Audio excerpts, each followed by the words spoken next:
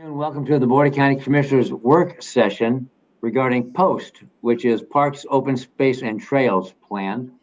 For June 10th, 2020, I'm John Hutchings, the chair of the board. Also as present as vice chair, Commissioner Ty Menser, and Commissioner Gary Edwards, County Manager Ramiro Chavez, Assistant County Manager Robin Campbell, and Jennifer Walker, Director of Public Works.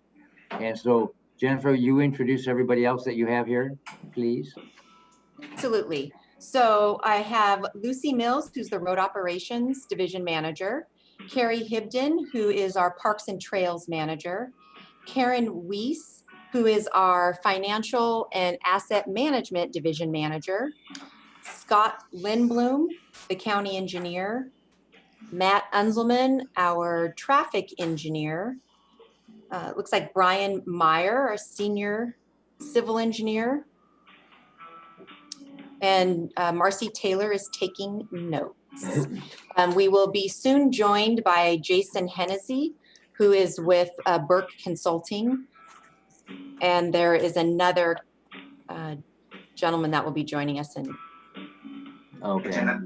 Go. And right before we begin, I just wanted to let the public know that if you'd like to call in and join in on conference call and listening, the area code is 360-252-9020. And the pin is 1234. So I'm going to start with Ramiro. Do you want to frame it or just send it to Jennifer? What would you like to do? Yeah, and on your packet, you will hear some information. There is a decision needed by the board. Obviously, that decision will not be achieved today. As we have practiced, you have the opportunity to review the information today, and we'll bring that decision at a later date. I would like to probably hear what is the timing in terms of getting a decision from the board, and that can probably be part of the presentation today. All right, thank you.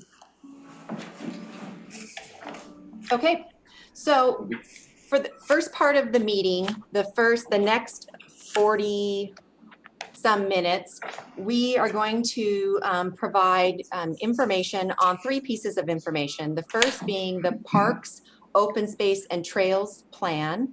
The second being the Park Impact Fee Rate Study.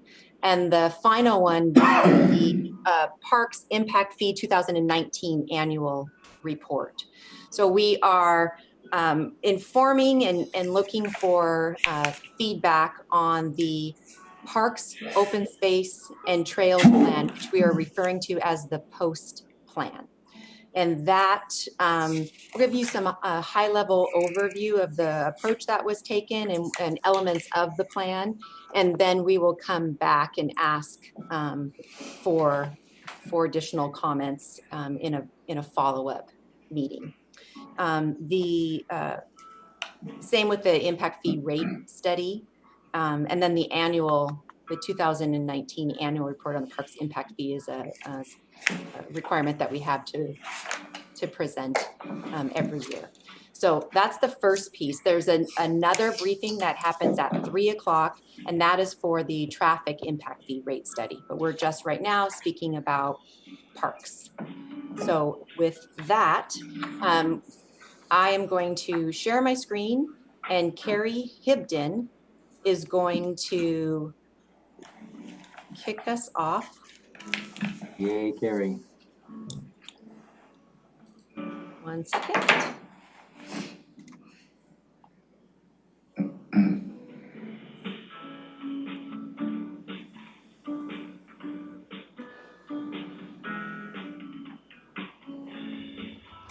Ramiro? Yes, sir. Can you do the volume on that phone? This is all the way down, sir. Thank you.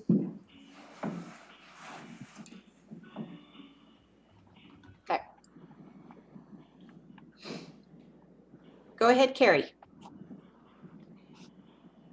Okay, thanks everybody. Can everybody hear me? Yeah.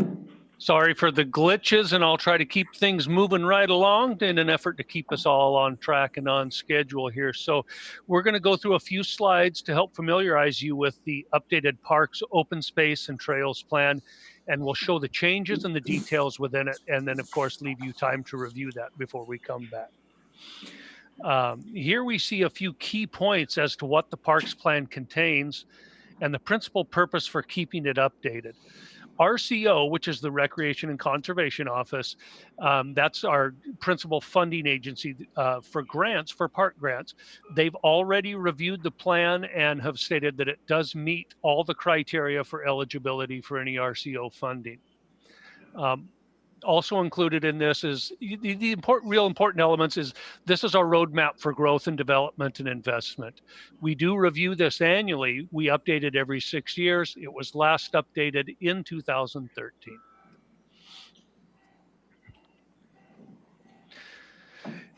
This slide shows the base information that's contained in the parks and the post plan. The updating process allows us to get information and input from the public regarding how they use the current parks and trail system and what they feel is needed for the future. And again, you can see the bullets there as to what's included. I won't necessarily go through every one of those, but we'll be discussing those in the coming slides. We had a couple of significant changes that are recognized in the plan. The development of Deschutes Falls Park since the last update of our parks plan. Clearly, that's been open to the public. We transferred back the ownership of the Griffin Athletic Fields, or the operations. It's always been owned by Griffin Athletic Fields, but we are no longer participating in the operation of that. And then the Burlington Northern Santa Fe undercrossing of the Chehalis Western Trail, where we realigned the Chehalis Western Trail back onto its original alignment. And that is now complete and open to the public. I mentioned the importance of community input in this, and a large outreach was put in place, and it resulted in a large number of respondents. The results are found in the plan. You do see the number 682. That's a good turnout for response to a parks plan. It's the highest I've seen, and that's due to our extensive outreach we feel we did during using the social media approach. Okay, the graph you'll see here illustrates how people use their parks and their trails. It's clear from looking at the graph that people in our region really value trails, both paved and unpaved nature trails. They really value their open space and access to beaches and shorelines. Okay, that last slide told us what people like to do. This one tells us how often they do it. I think it was interesting to note that 83% of the people represented in this slide use their facilities at least monthly. So that was important to us. Okay, this slide represents what the public would like to see in their parks and trail system in the next 10 years. The slide's a little busy to look at, I understand that, but it really gives an idea of the most commonly used terms found in the plan per the citizen comments. And so the bigger and bolder they are, the more common we saw those terms, trails and parks and access, chief among them.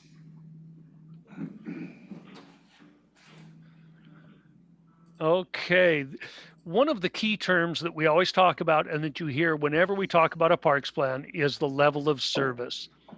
This is a term that we use to measure, benchmark where an agency is in terms of property available for public use and where we hope to be in future years.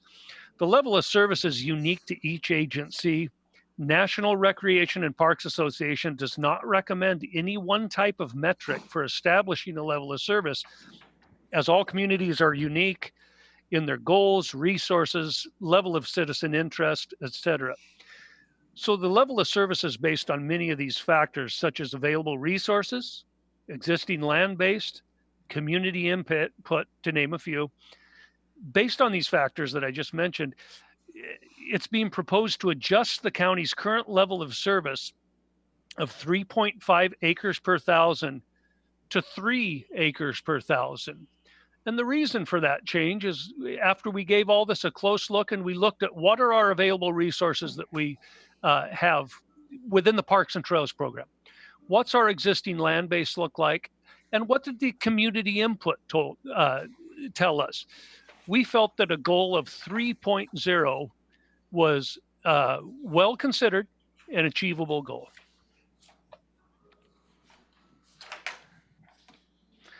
Okay, so where do we go from here? The Board of County Commissioners will review the post plan. Then we'll come back at a later date and we'll ask for adoption. It then gets incorporated into the comprehensive plan, the county comprehensive plan. And what that means is it's added by reference. And so for a greater body of information, if the public is reading the comprehensive plan, it refers to the post plan and they can go to the post and get, again, a much larger body of information. Okay. And so that's a quick snapshot at looking at the post plan. Hopefully this was just helpful in understanding why do we have it? What does it contain? How is it put together? And how it becomes part of the bigger picture. With all those things discussed and included, I'd be happy to answer any questions and then turn it over and of course leave it with you for review until we come back at a later date for adoption of the document.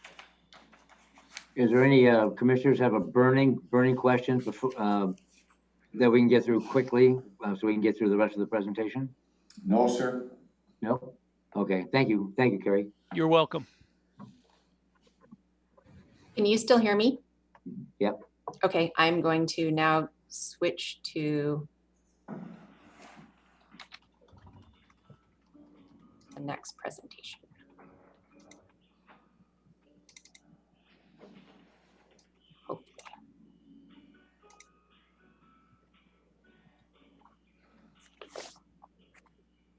So on page 88 of your packet, commissioners, hopefully you have in front of you the PDF, the large packet. We numbered each of those pages, and the park impact fees update document. The presentation starts on page 88. Okay.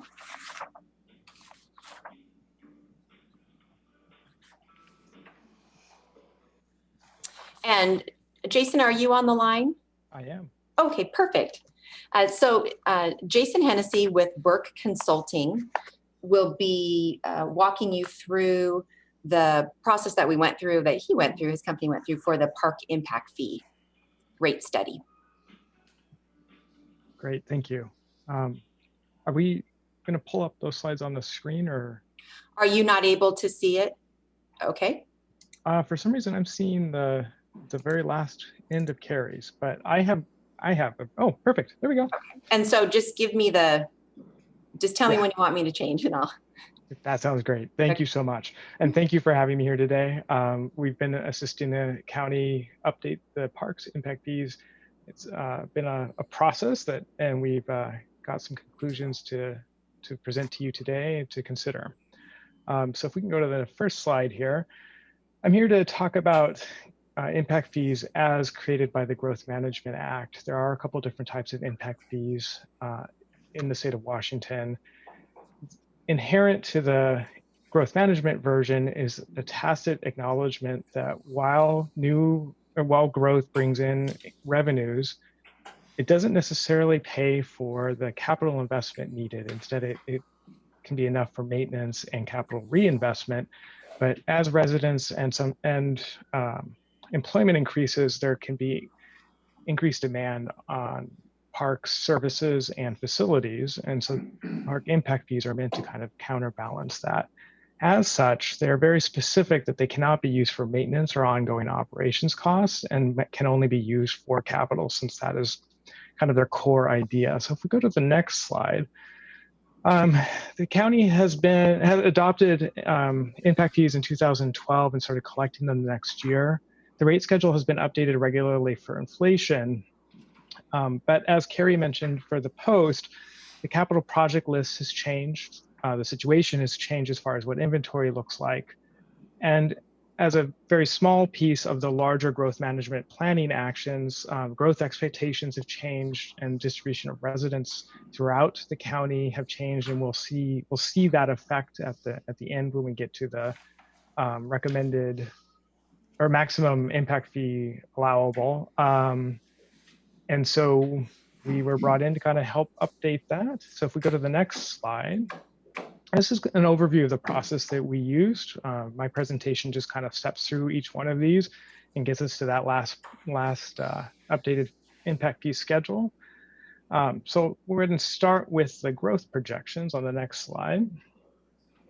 So we got updated growth projections from the planning department to match with comp plan and larger efforts. Here you can see what those are for housing units and population. And basically, over the next 20 years, we're expecting about a 40,000 person increase in population. And so the reason why housing is included is because impact fees are charged at the permitting counter and are charged on a per unit basis as housing is built or installed. And so the reason that we have it broken down into these two different 10-year windows is because by statute, impact fees must be spent within 10 years of their collection. And so that kind of makes a natural planning period its own unique planning period, since as Carrie mentioned, the parks plan is 6 years and the comp plan is 20 years. So we have all these moving pieces, but that was done to allow the county more time to plan and expend fees and save them up as needed. So if we go to the next slide, I'm going to talk about the level of service methodology. So Carrie mentioned the 3.0 park acres per 1,000 residents. The level of service standard using acres per 1,000 is a tried and true. It's been around since the 60s. The study also incorporates a second park LOS that has been in the county since 2012. It's just been updated for this study that uses the idea of the investment per capita. So what this is basically if you take the value of the park system, the replacement value, and divide it by the number of people, this is how much the county has invested for each of these people. If you use that level of service methodology for your impact fees, the idea is to try to invest at a level that would keep it equal to what it is today per capita. So for example, if it were roughly $800 per person, the hope would be that over the 10-year period of impact fee expenditure, you would invest about $800 per person just to kind of keep it level. So on the next slide, we'll talk about sort of the future need. So using that investment per capita approach, you can see here that we worked with staff extensively to get a system investment valuation. This was similar to what was done in 2012. I'd like to believe that when we did it this time around, we had more detailed information and got a more accurate answer, or not accurate estimate. Here you can see the total estimates from that. And I'm happy to take any questions at the end about the specifics of this. The study itself goes into detail about how these numbers came about, and you'll find in the appendix tables actually showing the individual values per park, just to kind of give an idea, because these look like really big numbers when you just see them on a table like that. But the end takeaway message here is 116 million replacement value for the total park system. When we look at the population in unincorporated Thurston County, that gets us to $804 per person, well, 804.01 cents. So if we go on to the next slide, so that's what is needed. Is what would be needed to keep the investment at its current level. Next, we need to kind of consider, well, what does the county actually think is accomplishable? So we look at the capital projects as they've been outlined in the post. And here we have kind of a summary table of those capital projects. This gets this idea, I mean, so one of these two things will be kind of the important factor that we'll use for figuring out the impact fees. And so we're kind of just looking at what those two values are. This does a breakdown of all projects, and then those that were identified as being impact fee eligible projects. To be impact fee eligible means that they are in some way related to growth. You're either adding capacity or it's a new project that has a component to it that is meant to address increased demand from new residents. And I think the takeaway here is the 10-year for 2020 through 2029, that we have roughly $6 million in impact fee eligible project costs. And then of course, over the long term, the next 10-year period, we add an additional 7, getting us to roughly $13 million. So if we go to the next slide. So like I said, these two things are the kind of important factor. We can't charge people more than what we expect to invest, and we can't do more projects than the current level of service standards. So we look to see which of these two are the lesser, and that will be the binding factor that we'll use to actually do the impact fee calculation itself. So when we get to the per capita system investment that was, came from a couple slides back at $804.01, we compare that with what has actually been identified as doable, what capital projects are there out there. When we do that same calculation to figure out the per capita share, it's $570.53 per person. So it's less than. So that is the figure that you will see flow through the rest of the calculations for our methodology, because we can't, like I said, we can't charge people more than we can actually expect to spend. And so that gets us down to the $570. So we have kind of one final step in that flow chart of the proportionate share. Proportionate share in the context of impact fees has kind of two different meanings. One of them is, excuse me, I mentioned earlier that capital projects can be considered impact fee eligible if they have some component or are wholly in response to growth. And so we look at each of the capital projects and identify, okay, well, how much of this project is related to growth? Is it completely required by growth? Or is this a bathroom replacement, but as part of that bathroom replacement, we're actually adding a stall. It's a 2-stall restroom facility now. We're going to add a third one, and that third one is because we have more people, more demand. So that the actual replacement would be capital reinvestment, but that addition is adding greater capacity, and so that would be impact fee eligible. That share of the total cost is the proportionate share. There's a second consideration that's actually the one that comes out of statute, which is the share of new revenues that the county expects from residents. The idea here is that residents aren't just drains on the system. They bring revenues, they bring something to the county. You want new residents, hopefully. And so this acknowledges that some part of the taxes that they pay are used for capital projects on an ongoing basis. And so we figure out how much of that proportionally each person is spending, and then we take it out of the impact fee. If we go to the next slide, you can see that this is required by state law. So we are following the steps of what is necessary. The other thing to keep in mind is that the impact fees cannot be the only source of funding for capital projects. And for that purpose, the county, currently uses second REIT funding for parks capital projects on top of impact fees. So the county currently uses those two sources. Of course, that could change in the future. But when we're talking about proportionate share, we're looking at the expected second REIT spending on parks capital projects.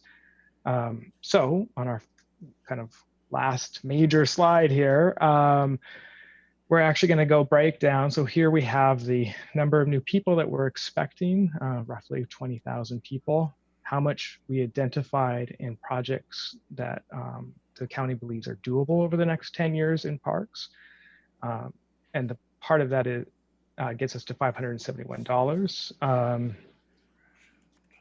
And I think there may be a line missing in space where it's really that number of people dividing the amount that's impact fee eligible. So that might be a little misleading on the slide there, and I apologize about that. There should be a line underneath the 10 million that says 5 million. That would get you to the right value. And I may be just digging myself into a hole there, but let's let's keep going through this one. I mentioned earlier that they're charged at the permit counter and they're charged on a per unit basis. And so we looked at the census information to figure out the average number of residents per unit. We also kind of look at a component of change to see how that's been changing, if there's any major considerations we should make as projecting into the future. So on average, you can see for the 3 different types of residential units that the county charges park impact fees on, we have 3 different estimated number of residents. And they range anywhere from slightly less than 2 to 2 2/3. So we take that per capita investment needed, multiply that times the expected number of people in each unit, and that gets us the unadjusted park impact fee per unit. Then we need to also consider that, as required by law, the proportionate share. When we did the math of what had been identified for second REIT, that ended up being approximately $3.60 per resident. We again multiply that times the number of expected residents per unit, because this is all being charged on a per unit basis. And that gets us to the final adjusted park impact fee rate per unit. This is the calculation of what the maximum amount that the county could charge is. Underneath that, just so you get a sense of how these are changing, we've included what the current fees are as of 2020 when they were adjusted for inflation. So I'll highlight that for single family and mobile homes, there's an increase of 13% for single family, 12% for mobile homes. For multifamily, there in the middle, it's actually a decrease of 5%. And this has to do with, I mentioned earlier that we're going to be looking at where population has grown through the county and kind of the mix of residential types. And so in 2012, when these calculations were done, multifamily had a greater emphasis when compared to when we look at where residents are now.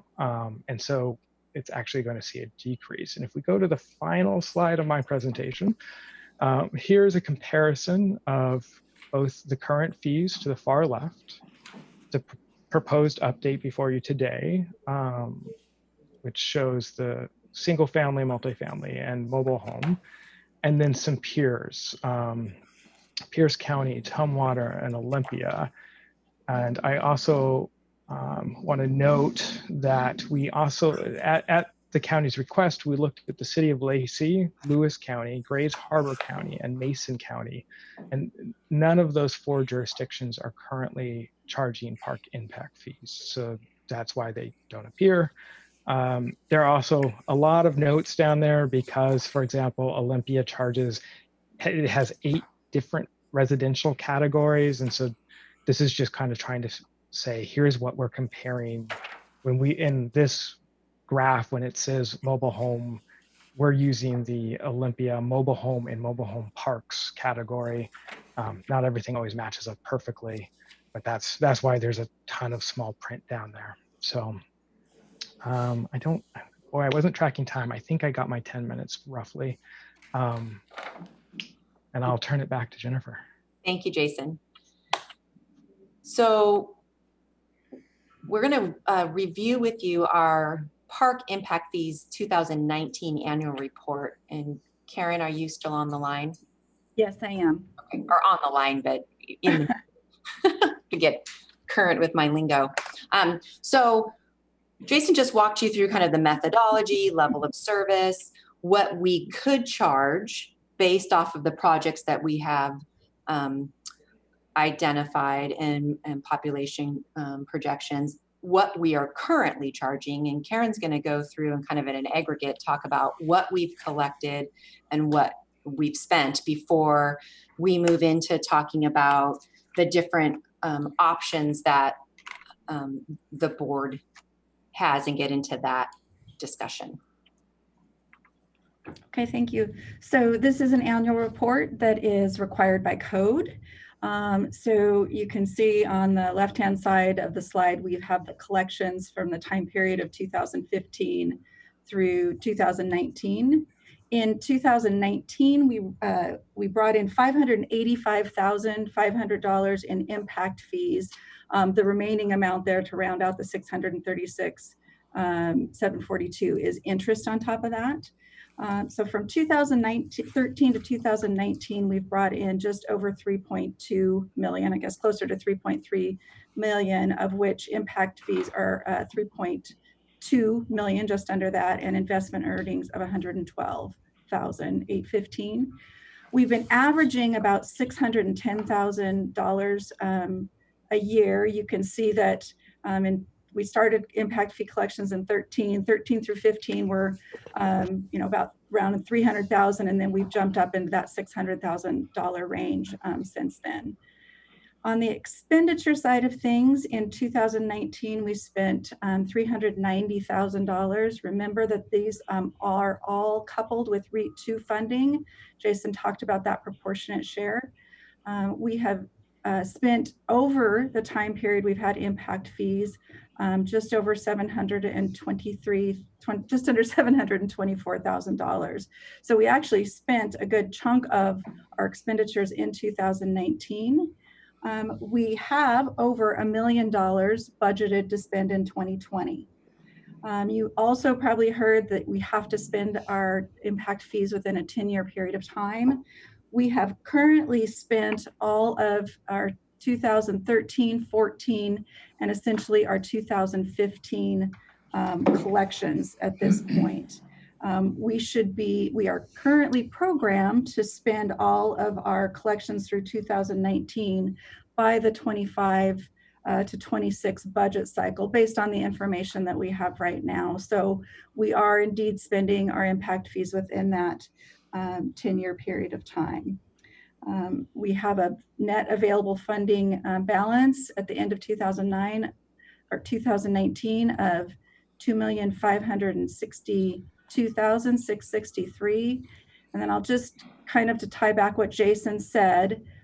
So he had indicated that over the next 10-year period of time, we have about just under $5.9 million in impact fee eligible projects or projects that impact fees could be used on, programmed in through 2029. And when you break that down on a 10-year collection basis, that would be about $590,000 in impact fee collections per year to fund those projects at that level. So I just wanted to give that context to you as we move into our next slides, which talk about the options before you for impact fees. Thank you, Karen. Carrie, do you want to walk us through the park impact fee rate options? You bet. So the decision obviously goes to the Board of County Commissioners, and they can accept the proposed rates as laid out in the new updated study. You can continue to charge the existing rates. You can adopt an alternate percentage of the proposed rates. An example would be 50% of the proposed rates. You can suspend or discontinue the park impact fees program. So that decision goes to the Board of County Commissioners.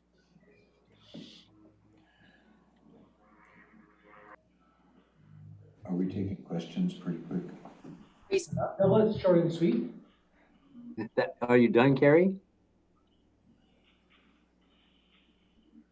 So here's the pros and cons associated with those different options available to you. And we just put them in real simple terms for consideration that if you accept the proposed rates in the updated study, the pros would be that it maximizes the revenue that's available to parks and trails for development. The cons would be that it does increase the cost modestly to developers who pay for the impact fee studies. The rates are based on the identified level of service need. And so that would definitely be a pro. A con would be that difficulty in supporting the M&O costs of the Parks and Trails asset development. So really in lay terms, what that means is the more we add, the more we have to take care of. And that seems to be where our issues lie, is in the ability to, or challenge to find M&O funding. So option number 2, if we continue to charge the existing rates, it provides stability for developers in their project cost planning. The con would be that the rates are not based on the current project list, LOS standards, or growth projections. Option number 3, adopting an alternate percentage of the proposed rates, it reduces development cost, potentially stimulates the economic development. The con would be that it does not provide adequate funding to meet the identified level of service standard and investment needed for population growth. And I skipped one there, but one of the pros with option number 3 also is it does reduce the need to spend the collected fees within the 10-year time frame. So option number 4 would be suspending or discontinuing the Parks Impact Fee Program. The pro for that would be that it does eliminate the park impact fee costs for developers. The con would be that it eliminates the funding tool used to provide growth-related development to address the population growth. And capital projects must rely solely on other sources of revenue, which would be, again, the REIT 2 funding and or some kind of grant funding for capital growth.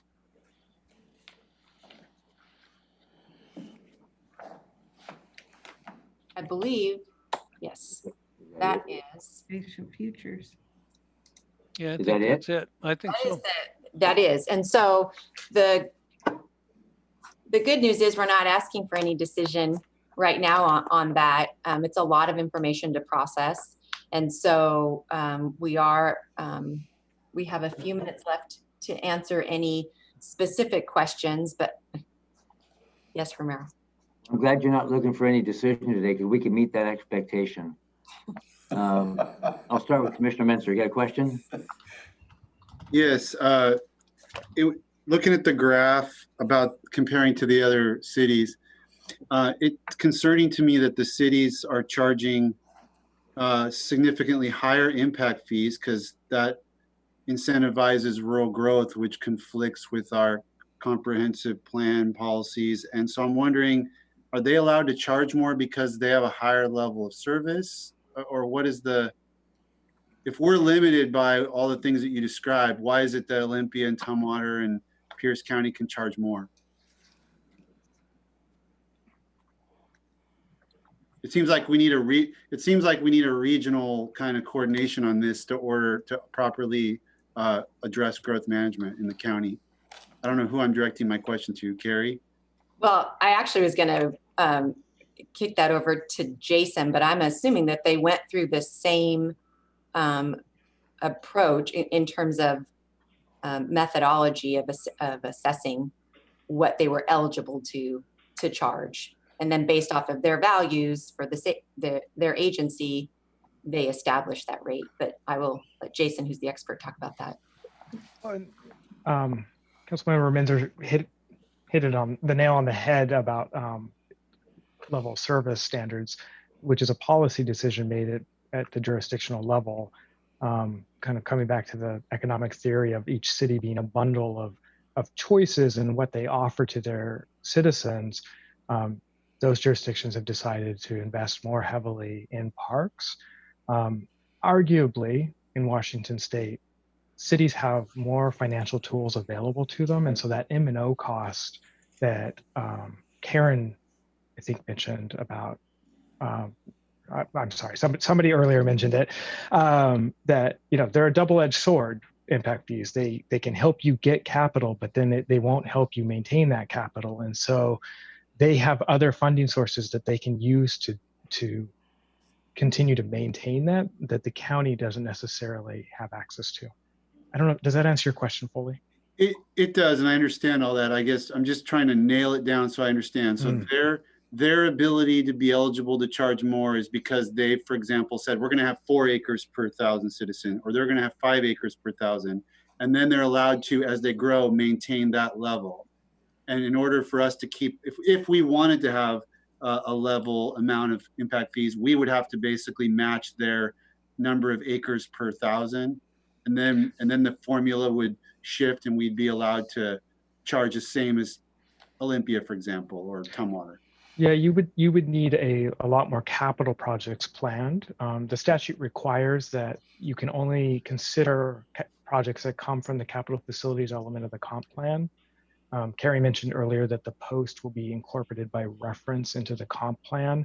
So that's where it pulls the capital list along with it. It's not hard to add more projects to it. I don't want to make it sound like that's an insurmountable issue, but that they just have a lot more projects planned. Okay, that was my question. Thanks. Commissioner Edwards, go ahead, sir. What is the least amount required, I guess, by the Growth Management Act that we charge? Is there a limit there? I mean, you said some jurisdictions, some of the counties don't have any impact fees. Are we required to have some type of impact fees? Is that part of the requirement of the Growth Management Act? Do you want me to? Yeah, I'm just curious. I just don't know all the particulars. Doesn't matter who answers. Sure. The answer is no. There is no Okay. requirement that you have impact fees. So we don't have a set rate per population maybe that we have to charge or anything like that? Thank you. No. That's why one of the options is to suspend the impact fees. Yeah, but, okay, That it? that's it. Wow. Ty asked one of my questions, and I don't have any other questions, it's just a comment, we value parks, but we can't afford to value parks as much as the cities do, of course, as you just mentioned, Jason. And we can't charge citizens more than we can invest, but we can't charge more than they can afford either. So there's also a definite tension there, push-pull as well. And we need to incentivize our parks and incentivize people to come down to visit our parks. But then if the impact fees increase, and I'm not setting a policy statement, I'm just jabbering right now, but if we increase our impact fees, that may disincentivize people from builder development in the county as well. So I'm just thinking out loud. So very, very comprehensive, very good presentation, very in-depth too. So thank you for that. And we've got work ahead of us. So in terms of the next steps, Jennifer, Yes. so obviously you would like to have a direction by the board as to how they'd like to move forward. Well, adopting the post plan, first decision. The next decision is out of all the 4 options on the park impact fees, how they like to move forward. But I believe that if the board decides to increase the impact fees, we need to set up public hearing before they can take a legislative action. Is that correct? It is, but I believe that they're adopted as a part of the comprehensive plan update. So it's a part of that process. But I think in terms of any type of fees the commissioners may exercise, they need to hold a public hearing. Could I follow up on that for the county manager? My question is, what about if we don't make any changes? Do we still need to have the public hearing? If we just kind of keep going the way we're going right now? And the reason I reflect that position possibly is we're being told the sky is falling, and I would just wonder if, from a financial perspective, if we wouldn't be better off to stave off this type of an increase until after we get our economic engine going. So are we locked into a particular time? We could wait for another year before we make an increase, or maybe 2 years if it's slower, or 6 months. Are we locked into any time frame involved around any changes? Well, I believe that if there's no action, the fees will continue the way they are. Yes. Unless there is a specific deadline on the specific ordinance that the board needs to take an action whether they'd like to continue with existing fees or not. I can double check on that. I'm not sure. With respect to your question on the public hearing, I believe as a part of the comprehensive plan update that there's a public hearing on that. I wasn't tracking that it would be separate from that process, but we can double check on that. Jennifer, if I may, I think there's one piece of information that would probably be helpful for the commissioners to know. One of the cons to not updating is that currently your impact fees don't have a basis connected to your capital list. I am not a lawyer and I am not offering legal advice. I would turn to your legal counsel, but that does open up the possibility of legal challenge. No, that's a good point. That's exactly what I was hoping to hear. So there is an action needed because the projects in which the old impact fees were established perhaps are old and they have completed. They have been completed anyway, so they will need to define another set of projects in which even the existing fees should be based on. I mean, full disclosure, Pierce County went from 1999 to 2018 before they updated there. So it really depends upon the amount of legal risk that you're willing to take on. So sorry, I don't mean to interrupt. I just wanted to make sure that you had all the information. No, that's good information. Thank you. Thank you, Jason. And Right. keep in mind too, that one of the rates that we're currently charging, for I believe it's the multifamily, is higher now than it would be under the new rates proposed in the study. So there's a little bit of another added element, I think, of risk. Okay. Hutch, could I ask one more question, please? Well, go ahead, Gary. Is there a time frame requirement that we make either the increase or say because we wanted to kickstart the economic engine, we wanted to cut it in half for 2 years? Are there time elements that come into play here? Or we can do that, we're not locked. It sounds like Pierce County went for 20 years without making any adjustments. So can we do the same? I mean, could we do it in 2 years or do it now as a reduction and then bring it back up to what it was 2 years from now?